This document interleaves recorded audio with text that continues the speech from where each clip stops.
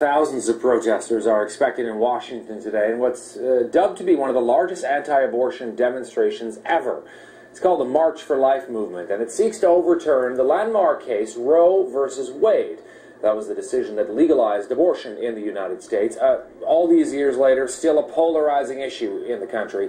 Although a recent Wall Street Journal poll found 7 out of 10 Americans do not want to see Roe versus Wade overturned. U.S. President Barack Obama, of course, maintains that the government should not intrude into private family matters or decisions made by women over their own personal health. Jim Hughes is the National Director of Canada's Campaign for Life Coalition. We want to let you know we're actually showing you live shots of the march. And he traveled from Toronto to Washington for the march. He joins us now by phone. So, Jim, first of all, what are you seeing around you, and why did you travel to Washington for today's march? Why was it important for you? Well, we've all heard the expression, a sea of people, and certainly that's what I've seen today. It took me 50 minutes to walk the route, and when I looked back, I could not see the end of it. It was just so long. It's still going on as we speak.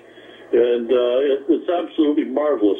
I come down here to show solidarity with our American brothers and sisters, and I've been doing so for about 20 years. And it's a wonderfully uplifting experience to be with all of them. About 75% of them are under the age of 25, and so it's a very happy type of atmosphere, despite the fact that we're here protesting that there are no laws against killing children. Jim, give us a sense of today's event, though. I mean, how many people are there, and what you're hearing from those in the crowd? There are people stretch across 6 lanes of traffic, and there are about 4 on each side of the street here as they walk towards the Supreme Court. And it just goes on and on. The mood is extremely positive and upbeat. There's some people chanting, some people singing, some people praying, and some people just laughing and kibitzing, which is a wonderful mix of people. The police tell me that there's never been an incident in all the years of the marches, which is absolutely amazing with all the demonstrations they have here in the nation's capital. So it's wonderful to be here, and of course the late Nellie Gray, who started this march 40 years ago, encouraged me to start one in Canada, and so 16 years ago we started the National March for Life in Ottawa, which last year drew 20,000 people. So we're hoping for even greater crowds for this year, and we're dedicating the march in Ottawa to the memory of Nellie Gray. I know that the first march back in 1974 drew something like 20,000 supporters. They were expecting 500,000 this time around. But you mentioned that you're marching towards the Supreme Court, and I have to ask you, because it's the 40th anniversary of Roe versus Wade, how that factored into today's march. I think it was important for all these people to just let everybody know, especially the politicians, that they're not going away. They're not going to stop. They're just going to keep coming in ever larger numbers until they get what they want, which is protection for the unborn.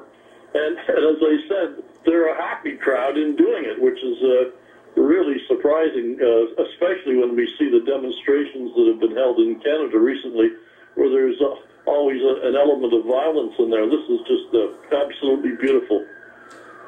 Jim, you know, Canada is marking the 25th anniversary of the Morgentaler decision in this country on Monday, when the Supreme Court overturned Canada's criminal abortion law. We should mention the reason you're seeing this Canadian flag in our live shot here is because it is from the embassy, the Canadian embassy in Washington, but this is a live shot of Washington.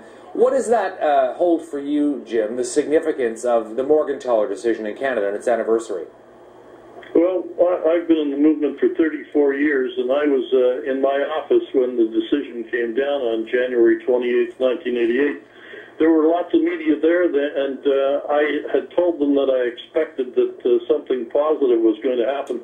Keep in mind that for 19 years before that, the pro-life movement demanded that either the law be tightened or thrown out.